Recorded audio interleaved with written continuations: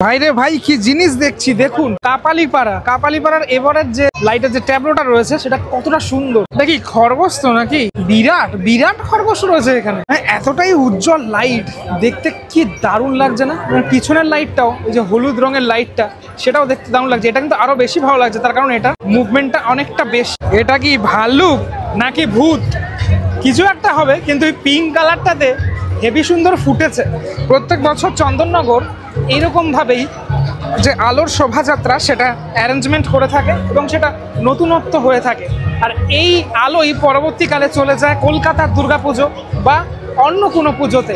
এর স্রষ্টা একমাত্র চন্দননগরী। এটা হচ্ছে লাইটের নাগরদোল্লা। কোনোদিনও দেখেছেন নাগরদোল্লা লাইটে?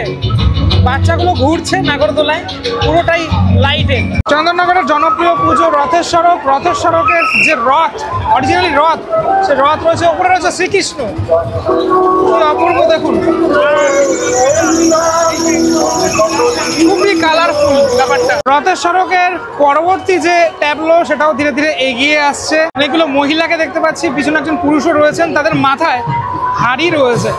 রথের সড়ক সবসময়ের জন্যই সেরা থাকে। এই হলো রথের সড়কের মাতৃ প্রতিমা।